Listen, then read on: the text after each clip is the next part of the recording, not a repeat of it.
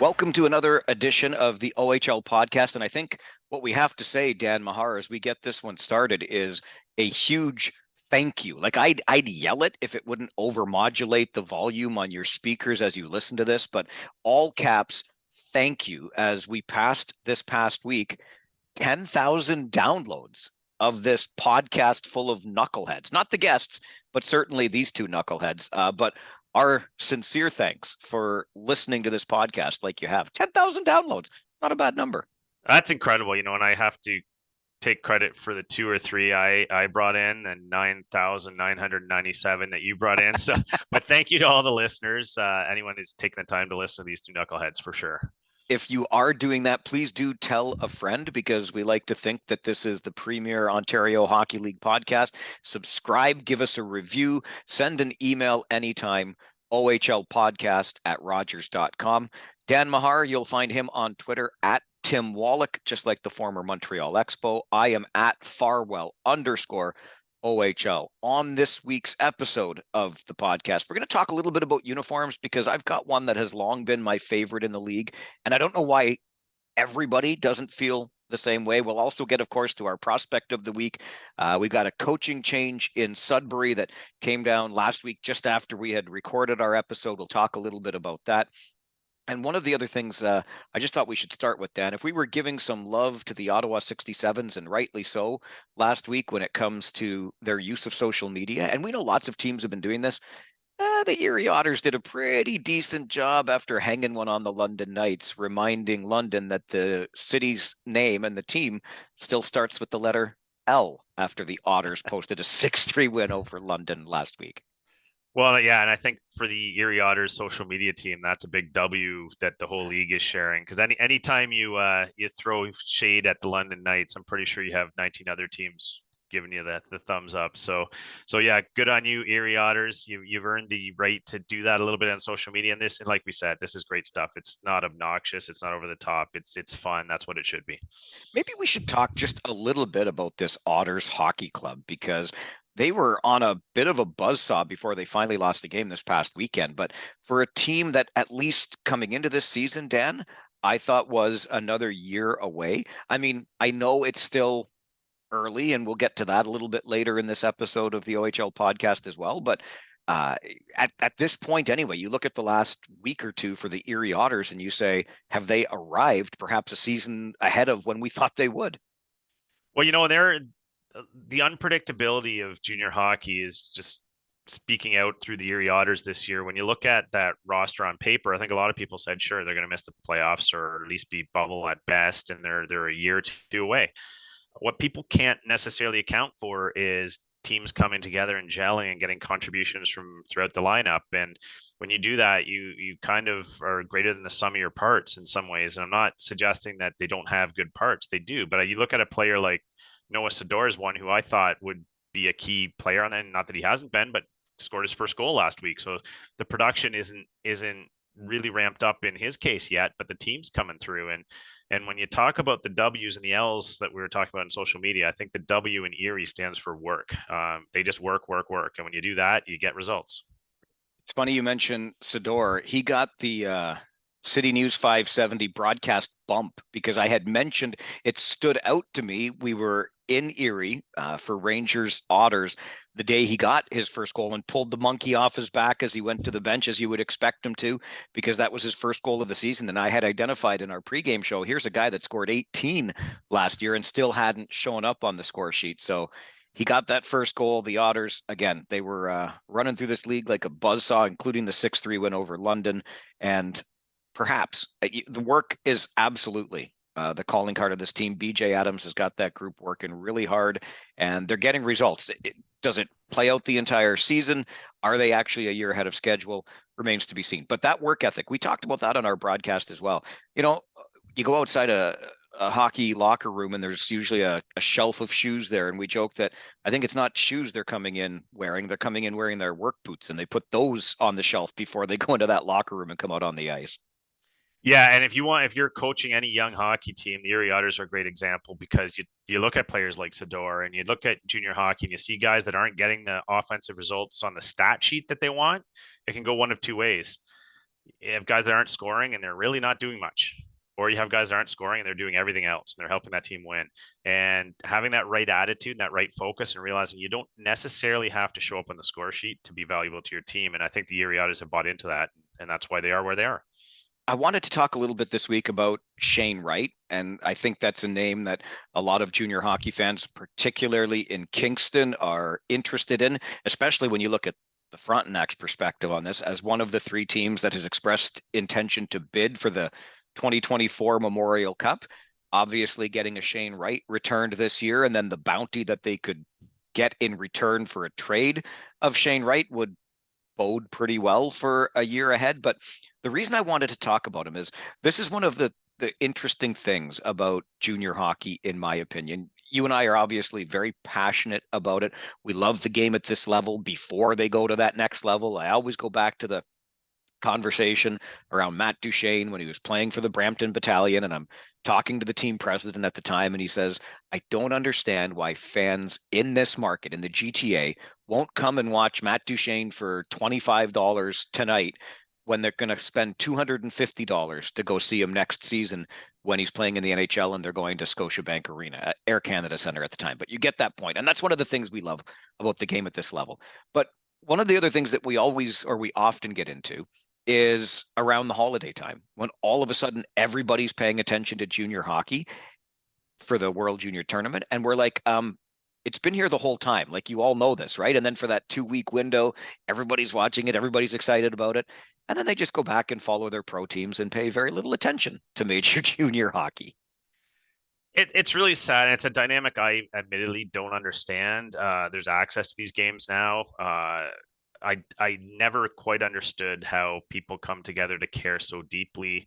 And maybe I shouldn't blame people because the analogy for someone like me might be soccer who doesn't follow soccer all year but's going to watch Canada in the World Cup and know nothing about the players. But you're right. They're right in your communities. They're right in your neighborhood. And if you can drop $20 and watch, Shane Wright or whomever you want tomorrow, when you're going to be paying 200 or more for much worse seats the next season to follow in the NHL, it doesn't make any sense to me. It's people got to get out there. Yeah, and there are so many players to watch in the league this year. You'll hear about a couple when we get to our prospect of the week, and that's just the tip of the iceberg. It's always, I think, great entertainment value for your entertainment dollar. So the reason I wanted to talk about Shane, and I'm not picking on Frege and Merrick in any way, shape, or form. Love the guys, but I was listening to the 32 Thoughts podcast this past week, and it just goes to show the different lenses that Merrick and Frege see the game through. Obviously, they're covering the National Hockey League and looking at it through that lens, and the lens that we would see the game through. So it was the conversation around Shane Wright, how little he's being used in Seattle. Why wouldn't they send him back to junior? And the first thing that jumped out at me, and again, just look at this from the NHL perspective, Elliot Friedman was talking about, well, really, he should be able to go to the American Hockey League. We understand under the rules between the CHL and the National Hockey League that you have to be obviously 19 and signed to go into the AHL. So Shane Wright's only got one option here. He can't go to the American Hockey League, which we understand and would appreciate from this end of things, Dan, because you don't want the talent to be sucked from this league too soon. No, and this is those that know me know this is a hill I'll die on. I cringe whenever I hear someone say a player's too good for junior. I do not see much of a window where a player can be too good for junior yet not quite good enough for the NHL. I can count on one hand the number of 18-year-old hockey players that I would say were too good for junior at that age. And we all know who they are. You can all probably name them. Everyone else had something still to gain and still to learn here. And you send these players, I've seen a number of players over the years sent to the AHL at that age, 19, even 20 sometimes. And they don't get the reps, they don't get the opportunity, they don't get the touches. Suddenly, it's almost a lost year of development. Whereas in junior hockey, sure, you're surrounded by some younger players and less physically developed players, but you're getting tons of touches and tons of opportunities in various situations. And I fail to see how that's bad for players' development, regardless of how good or bad his team is. And one of the myths in there that's always baked in is say, oh, he's beating up on 16, 17-year-olds. Well, no, the Shane Wrights are not beating up on 16, 17-year-olds. They're getting matched against the Owen Becks and the top players in the league. A case in point with Philip Massaras, I've heard a lot of people say he's too good for too good for the OHL. Well, I think we've seen he's a very skilled player, plenty still to gain from being here. He went head to head against Pavel Minchikov last week, 10th overall pick. Is that guy too good for the OHL? Seems to have no issue playing here and gaining valuable experience. So again, that's a hill I'll die on. I would put the player in junior for all the touches he gets 100 times out of 100 over sending him as a teenager to the AHL to wither. Yeah, and the other opportunity that comes, I'm going to say, when Shane Wright comes back to the Ontario Hockey League this year, is being put in a situation where he will get a chance to make a championship run, because you know that's what's going to happen, right? Oh yeah, absolutely. Imagine the options opening up to Kingston when that happens. Sure to be some significant bidding wars around the league on his services, and Kingston obviously has the option of keeping him and seeing what he can do there and what crowds they can attract. So, and I think we can all agree, based on what we've seen from Shane Wright in the league this year, he certainly has. I'm sure he's looking for a big boom year in the OHL, which he hasn't done yet. So, lots to be gained for everyone to see that happen, which it likely will. So you said something that's pretty interesting here, because after American Frege kind of got over the idea that you can't send him to the AHL, so it's either junior or National Hockey League, one of the arguments, or one of the discussions, points of discussion, was around just sending, like, why would you just send Shane Wright back to Kingston so the Fronts can sell tickets? And I thought to myself, well, I mean, I love the city. I have nothing against the franchise, but it frustrates the ever-loving heck out of me that you've seen good teams very recently. I would say last year the Fronts had a pretty good team with Chromiak and Wisdom and Wright and others, and still nobody goes to the game. We've seen good teams in the past in Kingston, and this fan support's not there. So to argue that, and you mentioned it as well, but I don't know how many tickets you're selling in Kingston, even if Shane Wright comes back to your club. If you didn't watch him the last 2 years, why are you going to watch him this year? Yeah, and to me that would be a side function of this whole discussion. Like, yes, it would be great if they could sell tickets and helps the marketability of the league, but that's a secondary item. The reason you send him back is to get those touches. It's good for his development. All those other reasons. But you're right. I don't have a ton of confidence right now that anyone's going to sell a ton of tickets in Kingston until they prove me wrong. And then the other 2 points that stood out to me from, again, looking at it from the pro lens. So, okay, Shane Wright doesn't stay in Seattle. What happens to him? One of the suggestions made was, well, the Windsor Spitfires are going to need somebody to replace Wyatt Johnston, because Johnston's going to stay in the National Hockey League. And I thought to myself, I mean, sure, if you want to just look player for player, but I don't see the Windsor Spitfires being in buying mode, certainly not at the price of Shane Wright's going to come for this year. Yeah, and it can be a fool's game. You have to really know what you're doing as a GM, because you can fall into the trap of thinking you're there early or trying to compete again in a year when you need the rebuild. You need to restock the cupboard a little. And I think the most disciplined GMs understand that. We've seen Dale Hunter do it, where team was on the fringe of competition and he still stuck to the guns, moved a couple players, built for the next year. And I think that's where Windsor's at. So this is why these guys, I guess, are paid the money to be GMs, but you don't want to fall into that trap of thinking, you know what, maybe we've had a good October. So, not saying the Spitfires are pretenders, but that would be a tough sell. It was also argued that maybe the powerhouse Peterborough Petes could use a player like Shane Wright. Look, the Petes are off to a real nice start. I'm not certain I'd describe them as a powerhouse yet. Nonetheless, what I'm more certain of is Kingston trading Shane Wright into the West. I have a hard time believing it would be a deal made with another team in the East to then just come in and watch Shane Wright light you up several times through the season. But again, that's just a high level view of this.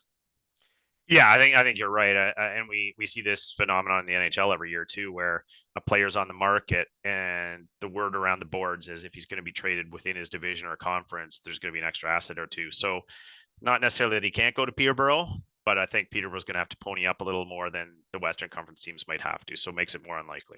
Okay. So again, I just thought it was interesting to listen to the conversation, and I love the 32 Thoughts podcast. I hope you're listening to that one as well, but listen to it through the pro lens and then consider it through the lens that we see the game, which is, you know, looking at the 20 teams in the Ontario Hockey League and how this might shake out there. So just to take it one step further and look at it through our lens, potential destinations for Shane Wright. I mean, I I got to think Kitchener's at least kicking tires.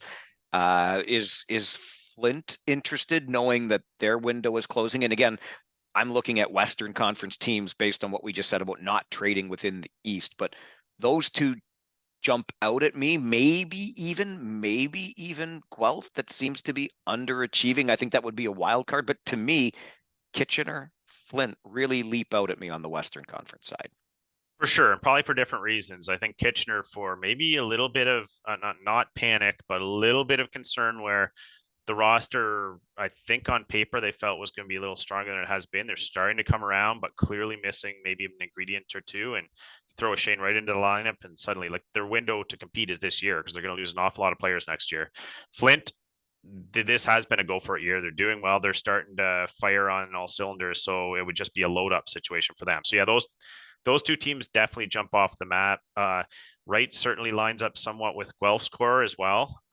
So you can see the bidders starting to line up when you look around the league at who might be the suitors for Wright. And of course, the wild card, of course, is where are the Seattle Kraken on this? Because behind the scenes there are some discussions, and Seattle might have some things to say about if we return this player, here's a few destinations we'd be okay with. Here's a few we might not be so okay with. So there's a lot of balls in the air with this one, but you can start to see it shaping up.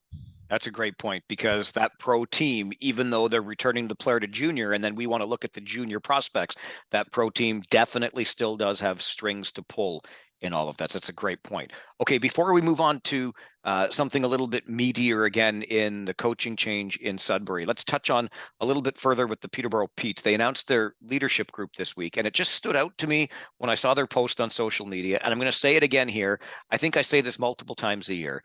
And this comes from a guy that grew up in Kitchener, grew up watching the Rangers, broadcasts Kitchener Rangers games now. But the Peterborough Petes, for my money, best unis in the Ontario Hockey League, and best worst unis, of course, are the North Bay Battalions.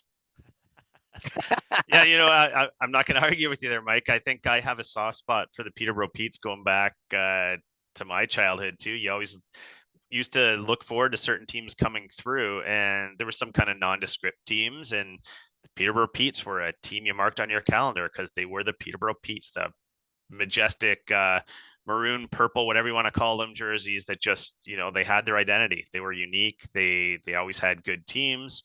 So I'm not going to argue with you there, Mike. I think the Peterborough Petes are right at the top of my list too, of that mystique, I guess, if you will. It's interesting you talk about kind of marking them on the calendar to go see them growing up. It must show that we're of basically the same vintage, because that was the thing for me, going to the Odd to watch games just as a kid. When Peterborough was the team, I'm like, I didn't know much about other teams in the league back then. I'm just like, these are the Peterborough Petes. Look at those unis. I want to go see those games. Well, yeah. Well, first, like, you're much, much older, Mike. So I don't know if same vintage. I tried to drag you into that. No, I'm kidding. Obviously, yeah, same vintage for sure. But yeah, I look back to those days when you're a kid, and you're at the bowels of the Memorial Auditorium waiting for these teams to show up and anticipate the games. And yeah, the Peterborough Petes have just been that force in the league for so long, and just looking so sharp in those jerseys. So yeah, they feel like a team that's going to endure in this league no matter what changes happen. I want to love the Battalion jersey because it's so bad. Like, it's so bad it's good, but I can't. I will give the nod, though, to what they've done to celebrate 25 years of the Battalion in the Ontario Hockey League with the Roman numerals XXV, and you've got black and gold as the Roman numeral colors, the XV in black to celebrate or to commemorate the 15 years in Brampton, and then the other colored X to celebrate the 10 years so far back in North Bay. I think that's a really sharp look, and they've done it in a really classy way on those unis. Yeah, and good nod to them for that. And I fully respect and appreciate the motif they're going for, honoring the military with some of the khaki type colors. But yeah, I'm not a big fan of the logo nor the color, which airs just a little bit too close to vomit for my liking. So I can't disagree with that. I cannot disagree. Okay, the Sudbury Wolves listen, no question, off to a slow start on the season, like a number of other teams that you and I have talked about on this podcast already. I mean, we were just a few weeks ago talking about the Midwest division as the mid worst, where London, Guelph, Kitchener combined had as many wins as the Niagara Ice Dogs. Now things have started to settle a little bit. Kitchener put together a nice little run, got back to, at least playing at a level that fans anticipated coming into the season. London seems to be, finding its feet. Guelph, after a decent weekend just passed, they finished on a pretty rough note with a 9-5 loss to the Flint Firebirds. But anyway, I'm going through all of this just to talk about Sudbury, also slow starting, and you got some pieces there. I mean, you got your captain in Jacob Holmes, who was, of course, acquired from Sioux last year. You've got your Musties, you got your Goyettes. You go out and trade for Joe Ranger, a reliable goaltender, and you put up 3 wins in your first 11, 12 games. And the Wolves say, you know what, Craig Duncanson, I know you're basically the stuff of Sudbury royalty, but we're going to have to part ways. And listen, it comes after a year where they finished 18th out of 20 teams overall in the league. And if you've got those kinds of pieces, obviously the Wolves expected more, so they make the coaching change. It hasn't had an immediate impact yet, but I wonder what this is telling us, Dan. Like, does it show that the Wolves are the least patient, or does it show that other teams might just do things a little differently in terms of shaking up the roster as opposed to shaking up the coaching staff? Yeah, I think no one likes to see anyone lose their job, obviously. So this isn't a slight against Duncanson, but you have to, in my mind, you have to tip your cap a little to the Sudbury Wolves for making this move, because I think it's tough sometimes with junior hockey budgets to think you're gonna get rid of a coach who you're gonna owe some money to. You have to bring in another one. These things aren't things you're anticipating or necessarily accounting for in that budget, but you have an accountability to your fans as well, and to the players, obviously, and their families, and when things are not going well, you have to identify what those things are and why. And clearly, Sudbury felt this was not a great culture they have right now. Things were not improving. The adjustments were not being made. And you start hearing noise from agents and players' families, and all these things start to happen. You hear lots of noise from the fan base who are buying the tickets to watch this product. So to my mind, it's a necessary move. You have enough talent on and expectations on paper there that you want to right this ship before it's too late. So I think I wouldn't call them impatient. I would call them active, and that's a good thing for their fan base. I will echo your comment, and I think it's a great one. I absolutely hate it, frankly, when people lose their jobs in this game. And I know coaches will always tell you we're hired to be fired. I get it, but it does suck. And it brings up the age-old question, right? Do you fire the coach because you can't fire all the players? And I used to have this argument all the time on my post-game show after Kitchener Rangers games. How much impact does a coach really have on the game? In fact, I think you and I argued about it a little bit over the years, and I've certainly come around. My pendulum has swung to the coach having more impact than I probably once gave him credit for. But it's not like they get to go out there and execute the power play. They can only design it and give the players the roles they've got, and then let the players figure it out. But this goes to show that obviously coaching does matter, and certainly the Wolves think that's the case.